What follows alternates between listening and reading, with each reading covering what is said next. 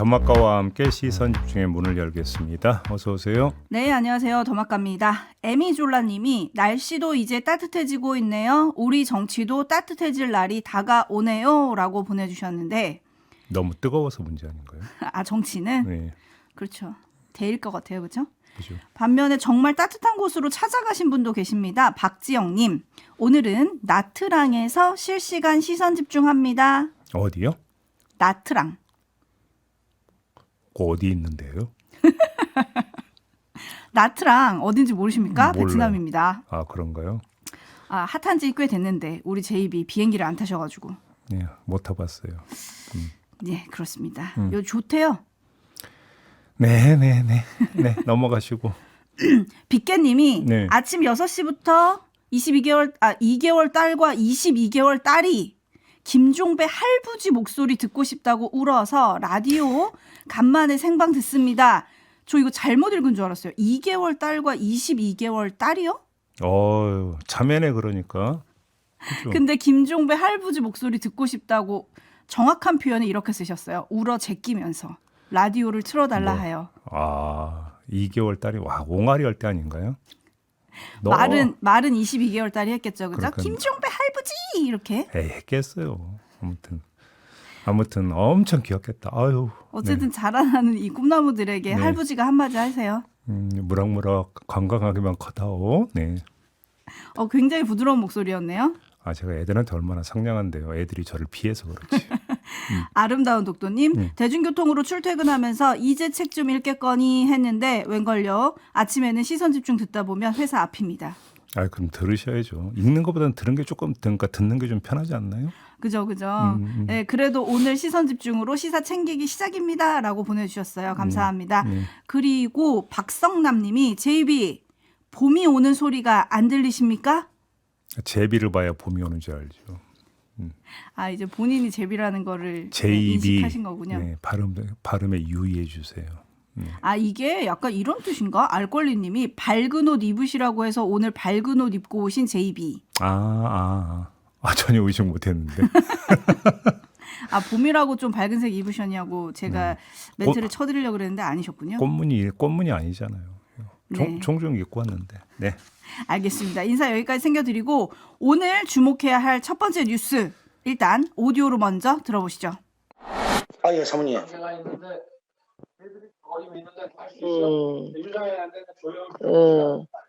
저희 뭐지 당선자가요? 예. 여보세요? 네네. 네, 당선인이 저기 지금 전화를 했는데 예. 하여튼 당선인 이름 팔지 말고 그냥 미르라고 했어요. 지금 전화해서. 예, 고맙습니다. 당연하죠. 권성동하고 저기 윤한영이가 반대하더만 보니까 그렇죠? 예, 그럼 당선인이 뜻이라고 그렇게 해야 된다고 윤상현 아빠가 했는 것 같더라고요. 네네네. 그렇게 할 때가 너무 걱정하지 마세요. 잘 될 거예요. 예, 건강이 좀 목소리가 안 좋으신데요. 예, 몸이 좀 안 좋아가지고. 어떡하노. 네, 괜찮아요. 또 어쨌든 일단은 그게 중요하니까 잘 될 거니까. 예. 한번 지켜보시죠, 뭐. 예, 고맙습니다. 예, 잊지 않겠습니다, 제가. 네, 선생님. 예, 내일 가서 뵙겠습니다. 네, 예. 선생님. 예. 자, 드디어 육성 파일이 공개가 됐습니다. 2022년 5월 9일 두 통의 전화 통화가 이루어집니다. 윤석열 대통령과 명태균 씨 간에. 그다음에 김건희 여사와 명태균 씨 간에 전화 통화가 이루어지는데 그 육성이 어제 공개가 됐는데요. 지금 들으신 건 그 가운데 김건희 여사와 명태균 씨 간의 통화 내용 그 자체입니다. 네, 정님이 여사님 통화가 진짜 있었네요? 라고 올려주셨고 임금님규 캔디님은 이래도 소환 안 하는 겁니까? 라고 올려주셨는데 이 통화 어찌 봐야 할지 포인트 좀 짚어주세요. 제이비. 딱 밑줄 한 군데만 그으면 될 것 같습니다. 김건희 여사가 이야기를 하죠. 당선인이 지금 전화를 했는데 그러면서 그냥 미르라고 했어요. 밀라고라고 하죠. 밀라고. 그냥 밀라고 했어요. 지금 전화해서. 이렇게 이야기하지 않습니까? 전화한 상대방이 누구냐를 밝혀내야 되는 거 아니겠습니까? 네. 그렇죠? 그래서 그 상대방이 공관위의 김영선 공천에 실질적으로 해서 그럼 윤석열 그 대통령을 대신해서 영향력을 행사를 한 건지 개통이 어떻게 되는 건지 이걸 밝혀내야 되는 거 아니겠습니까? 윤상현 당시 공관위원장이었다라는 얘기들이 좀 있었잖아요. 그렇습니다. 그 윤석열 대통령과 명태균 씨와의 통화 내용 사실은 육성 파일은 공개를 안 되지만 내용은 거의 공개가 되지 않았었습니까? 이때도 윤상현 당시 공관위원장 이름이 등장을 하거든요. 그 육성에도 윤상현 이름 석자가 또 나옵니다. 그런데 지금 김건희 여사가 이야기했던 여기서 전화를 했어요 라고 했는데 그 전화 상대가 윤상현 의원인지는 일단 확인을 좀 해야 된다. 이 말씀도 함께 드리겠습니다. 네, 성숙한 어른님이 검찰은 무슨 계산을 하고 있었을까요? 라고 올려주셨고 천년 여왕님은 이런 거 막으려고 계엄을 한 건가요? 라고 올려주셨는데 결국 검찰 수사에 다시 시선이 집중될 수밖에 없는 거 아니겠습니까? 검찰이 이러면? 무슨 계산을 했는지를 엿볼 수 있는 뉴스 하나가 있어서 전해드리겠습니다. 창원지검 명태균 수사팀이 지난해 11월 13일 여론조사업체 PNR 압수수색 필요성이라는 제목의 수사보고서를 작성을 합니다. 그런데 이 보고서에 수사팀 평검사 8명이 연서명을 했다고 합니다. 8명 모두가 서명하고 날인했다는 건데요. 창원지검 수사팀은 연명으로 기소하기도 하기 때문에 별달리 대단한 일은 아닌 듯하다라고 밝혔지만 검찰 안팎에선 이례적인 현상이다 이렇게 지적을 하고 있다고 합니다. 네, 특히 이 수사 보고서가 작성된 시기가 언제냐? 윤석열 대통령이 기자회견에서 명태균 씨와 관련한 내용을 다 부인한 후 6일 뒤였고요. 그래서 한 부장검사는 사후에 공동으로 책임져야 할 상황에 대비해서 서로 공동 합의했다는 뜻으로 문서화한 게 아니냐 이런 해석을 내놓기도 하는데 제이비는 어떻게 해석을 하십니까? 왜 그랬을까요? 보고서 내용을 봐야 되는데요. 이 PNR이라는 곳은 대선 때 명태균 씨가 운영하던 미래한국연구소가 비공표 여론조사를 진행할 때 자동응답 ARS 전화 회선을 대여해 준 업체였습니다. 이 업체를 압수수색해야 한다라는 내용, 이게 이제 보고서에 담긴 건데 이건 뭐 지극히 상식적이죠. 굳이 이것 때문에 연서명을 했다고 보기는 힘들 것 같고요. 그 다음 내용을 볼 필요가 있습니다.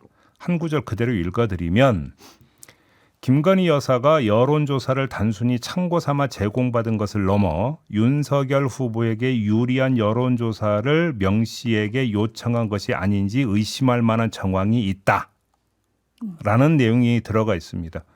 무슨 이야기입니까? 김건희 여사에 대한 조사가 필요하다라는 뜻을 깔고 있는 거 아니겠습니까? 그렇잖아요. 바로 이 점 때문 아니냐라는 분석이 나오고 있는 건데 이 보고서가 용산에 보고될 가능성이 크고 그러면 용산이 경로할 가능성이 크고 그러면 검사 입장에서는 리스크를 안게 될 가능성이 크고 가능성이 크다 보니까 어떻게 하느냐 리스크를 n분의 1로 나누려고 평검사 8명이 연서명한 거 아니냐 이런 분석이 따라붙고 있다라는 겁니다. 네, 린주님은 이런 해석해 주셨네요. 두 가지 이유가 있겠지요. 자신들의 방어용이거나 윗선에게 의견 표시를 한 거거나 이렇게 올려주셨고 데이지님은 이 연서명이 지금 창원에서 했다는 거죠? 그렇습니다. 수사 필요성을 느꼈군요. 그런데 수사는 안 되었고 안 된 거죠. 이렇게 꼬집어 주셨고 그다음에 고래등님 이런 녹음이 있는데도 이 녹음이라는 건 앞서 저희가 들려드렸던 네. 김건희 여사와 명태균 씨의 녹음이요. 이런 녹음이 있는데도 수사 소환하지 않은 검찰 어떻게 봐야 할까요? 모두 직무유기 등으로 검사들을 처벌해야 하는 거 아닙니까? 라는 의견 보내주셨네요. 처벌이 가능할지는 물음표를 찍어야 되겠죠. 뭐 이런저런 이유는 되지 않겠습니까? 아무튼 근데 네. 조사가 안 된 건 객관적 사실입니다. 네. 이 녹음에 레드헤어님은 가정사라는 단어를 떠올려 주셨네요. 가정사. 네, 그 김봉식 전 서울경찰청장이 헌재 나와서 이야기했다라는 그거 그렇죠. 계엄의 동기. 네. 예. 그리고 김현대님은 빈대 잡으려다 초가상간 다 태운 거 아닙니까? 그러니까요. 네, 여기까지 전해드리고 남상권 변호사가 지난주 목요일에 폭로했던 내용에 후속도 보도가 나왔어요. 그렇습니다. 김건희 여사가 김영선 의원에게 창원 의창도전을 선언한 김상민 검사를 도와주면 장관 자리나 공기업 사장 자리를 주겠다고 했다라는 내용 남상권 변호사가 저희와 인터뷰에서 밝히지 않았습니까? 그런데 김영선 의원이 당시 국민의힘 당직자들에게 김건희 여사가 창원 의창에 김상민 검사를 공천되도록 하라고 한다라고 전하면서 자신을 공천하지 않으면 이를 폭로하겠다라고 밝혔다고 조선일보가 보도를 했습니다. 당시 친윤계를 중심으로 김상민 검사를 창원 의창에, 김영선 의원을 경남 김해에 단수 공천하거나 최소한 경선이라도 치르게 해주자라는 의견이 나왔지만 한동훈 당시 대표가 잘랐다고 합니다. 두 사람 모두 공천하지 말라고 지시를 했다라는 것인데 한동훈 당시 대표는 김영선 의원의 김건희 공천 개입 의혹 폭로 위협이 있다라는 보고까지 받았지만 할 테면 하라고 해라라고 하면서 잘랐다라고 합니다. 이게 조선일보의 보도 내용인데요. 아무튼 이로써 김상민, 김영선 모두 컷오프된 연유는 대충 밝혀진 셈이 됩니다. 누가 주도했냐? 한동훈 당시 대표가 주도했다. 이런 이야기가 되는 건데 남는 문제는 있습니다. 김영선 의원이 국민의힘 당직자에게 폭로 위협을 그러면 맨입으로 했느냐라는 점이 확인이 돼야 되는 거죠. 맨입으로 했는지 아니면 폭로를 하면서 내가 이것도 깔 거야 라고 하는 물증을 함께 제시했는지 이런 물증이 있다는 얘기까지 하면서 압박을 한 건지 요게 확인이 돼야 되는 것 아니냐. 요 점을 말씀을 드리겠습니다. 듣고 보니 명태균 씨가 계엄 전에 용산에 뭔가 전달했다는 얘기가 있었잖아요. 그렇습니다. 혹시 관련한 내용들도 있었는가 좀 궁금해지고요. 나라사랑님이 앞으로는 명태균의 시간이 되는 건가요? 그러니까요. 일단 명태균 특검법이 어제 법사위 소위는 통과를 했고요. 26일 법사위 전체 회의에서 처리가 된 뒤에 27일 본회의에서 의결할 계획이다. 이게 민주당의 시간표입니다. 네. 네, 이것도 좀 지켜보도록 하고 그리고 저는 궁금한 게 어제 저녁에 그 김건희 여사랑 명태균 씨의 통화 녹취가 나왔잖아요. 네. 대통령실 반응이 있었던가요? 못 들었는데요. 혹시 들으셨습니까? 저도 못 들어서 여쭤보는 거예요. 그러니까요. 입장이 나올지 거기도 시선 집중하겠습니다. 제이비타임즈 다음 주목할 뉴스는요? 김상욱 국민의힘 의원이 최근 친한계 텔레그램 단체 대화방이 있죠. 시작2 여기에서 나갔다고 합니다. 나갔다? 나갔다고 그러니까 그 출당 말고 출방 그죠? 단체 대화방에서 자진해서 나간 건 아니고 밀려 나갔다. 네, 이런 얘기가 되겠는데 다른 친한계 인사들이 방을 나가라라고 요구를 했다고 합니다. 근데 그렇게 요구하고 나선 결정적 계기가 있었는데 김상욱 의원이 어제 광주를 갔습니다. 네. 그래서 5.18 민주묘지를 방문해서 분향, 헌화를 했고요. 금남로에서 열린 탄핵 반대 집회에 대해서 진심으로 송구하다고 사과를 했는데 김상욱 의원이 미리 이 광주행을 예고를 하니까 친한계 인사들이 합의되지 않은 동의할 수 없는 행보다라고 비판을 했고 그 끝에 방을 나가라라고 요구를 했다라는 것입니다. 네, 오해 소지가 있으니 김상욱 의원이 단톡방에서 잠시 나가 있어 달라는 당부를 들었다. 이게 김상욱 의원의 말이에요. 어떻게 평가해야 될까요? 무슨 오해 소지가 있는 건가요? 이걸 한번 따져보죠. 뭐 이것 말고도 여러 가지 일들이 뭐 쌓였다 뭐 그렇다고 하는데 하여간 결정적 얘기는 이거라고 하니까 여기에만 한번 집중해서 말씀을 드려보겠는데요. 도대체 이 행보가 왜 문제가 되는 거죠? 김상욱 의원이 친한계 나 대표야. 그래서 친한계를 대표해서 광주 가는 거야. 그다음에 입장 밝히는 거야라고 한 것도 아니잖아요. 그렇죠. 그냥 국회의원으로서 자신의 정치적 역사적 소신에 따라서 행동을 한 건데 이게 왜 배척의 사유가 돼야 되는 겁니까? 자, 그래서 이렇게 반문할 수밖에 없는데요. 자, 그럼 친한계는 금남로 탄핵 반대 집회 이거 아무 문제가 없었고 따라서 사과할 필요도 없었는데 김상욱 의원 혼자 튄다. 혹시 이렇게 생각하고 있는 겁니까? 자, 한동훈 전 대표 정계 복귀를 앞두고 있는 거 아니겠습니까? 네. 복귀하자마자 대답할 거리가 하나 더 늘었다. 이런 말씀을 드리겠습니다. 네, 일단 친한계 의원들이 왜 그랬을까 궁금하잖아요. 예. 관련해서 한 의원이 한 언론과의 통화에서 김상욱 의원이 개별 국회의원으로 활동하는 것은 상관없지만 개인 행보가 한 전 대표와 연결돼 해석되는 것은 한동훈 전 대표에게 부담이 된다. 아니 그러면 친한계 그 인사들 한 사람 한 사람 모두가 다 그런 거잖아요. 다 한동훈 대표하고 연결이 될 거 아닙니까? 그러면 결국은 그 얘기는 하나만한 얘기고 연결이 돼서 오해 소지가 있다가 아니라 오해 소지를 받는 그 행동이 뭐냐 그거에 대해서 저 어떤 문제의식을 가지고 있냐. 결국은 똑같은 얘기예요. 그렇게 봐야 되는 거 아닙니까? 그러니까요. 제이비가 꼬집어준 대로 정계 복귀를 앞둔 한동훈 대표가 이것에 대해서 어떻게 말할지 그 입에 시선 집중을 좀 하겠습니다. 뉴스와 분석이 함께하는 제이비타임즈 다음 주목할 뉴스는요. 서울 서부지법 폭동 모의를 한 곳으로 지목된 곳이 DC 인사이드 미국 정치 갤러리입니다. 여기에 그저께 글이 하나 올라왔는데 실시간 헌재 앞 가스통 들감 이제 들어감이라는 뜻이라고 하는데 들감이라는 제목의 글이었습니다. 글 작성자가 LPG 가스통을 실은 트럭이 헌재로 들어가는 사진과 영상을 올리고 요즘 시대에 서울에서 가스 쓸 일 있나 모든 걸 의심하자라고 적었습니다. 이 글에 증거 없애야 하니까 헌재 폭발 협박하나 보다. 25일 최종 변론일에 가스 폭발 때로 아니겠지? 헌재에 가스 쓸 일이 뭐가 있나? 진짜 수상하다. 이런 내용의 댓글들이 줄줄이 달렸다고 합니다. 해당 업체에 전화를 하거나 직접 찾아가는 사람도 나왔다고 합니다. 근데 이 가스통은 난방용으로 배달이 된 거였다면서요. 예? 네. 이걸 어떻게 봐야 됩니까? 이게 말이 되나요? 근데 더 말이 안 되는 게 있는데요. 이른바 플랜 D 음모론이 퍼져 있었다고 합니다. 플랜 D요? 예. 탄핵이 기각될 경우 윤석열 대통령을 암살하기 위한 극단적 테러가 벌어질 것이다. 라는 내용의 음모론이었다고 하는데 가스통 반응은 이런 플랜 D 음모론이 잉태한 2세 음모론인 셈이다. 이렇게 규정을 하면 될 것 같습니다. 훈민정음님이 너무 사회가 위험해진 것 같습니다. 걱정입니다라고 올려주셨는데 네. 오히려 역현상을 우려해야 하는 게 아닌가 싶기도 한데요. 제가 봐도 그런 게요. 자, 윤석열 대통령 극렬 지지층이 탄핵 인용에 반발해서 극단적 행동을 할 가능성.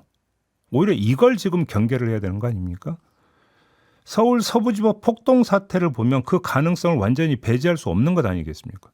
그다음에 실제로 최근에 폭동을 선동하는 주장이 유튜브 등에 지금 계속 잇따라 올라오고 있는 상황 아니겠습니까? 네. 자, 그래서 경찰의 사전 방비가 아주 기묘한데요. 마침 박현수 서울경찰청장 직무대리가 어제 기자간담회에서 이런 말을 했다고 합니다.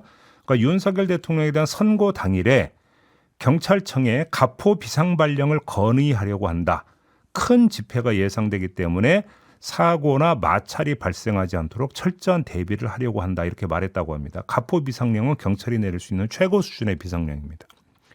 그러니까 경력, 총동원 제재를 갖추겠다는 이야기가 되는 건데 이건 필요한 조치라고 봐야 되겠죠.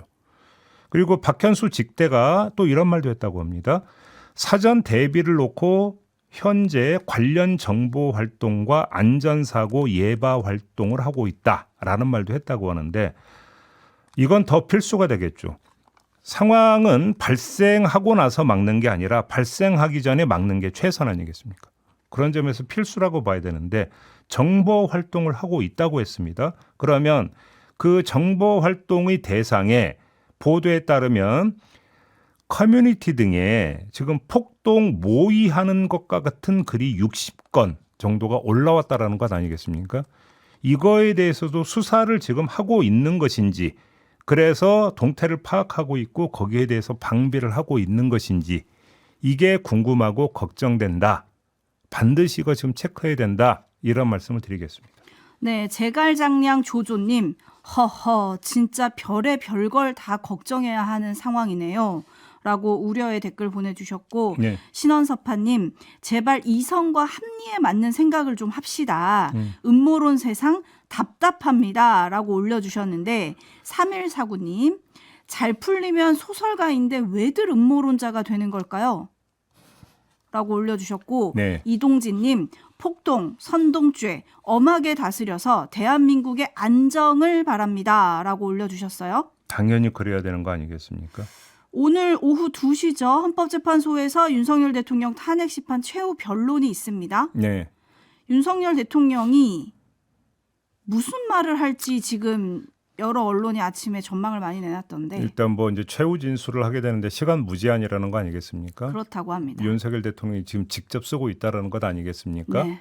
그래서 지금 오늘 조간 보더라도 자 당부성 전망글들이 많이 실렸더라고요. 자 이런 당부성 전망. 네 이런 내용에 담기지 않겠는가 내지 이런 내용에 담겨야 된다. 뭐 이런 것들이 좀 많이 있던데 글쎄요 떡 줄 사람은 생각도 안 하는데 김치국 마시는 거 아닌가 싶어가지고 저는 뭐 굳이 여기 이제 말을 섞고 싶은 생각은 없지만 다만 지금 윤석열 대통령 스스로 다수의 국민들이 자신을 어떻게 바라보고 있는지를 한번 진짜로 가슴 내려놓고 잔잔히 한번 생각해 보시라 이런 말씀만 드리겠습니다. 네, 시선 집중하겠습니다. 마무리하죠. 담화가 수고하셨습니다. 고맙습니다.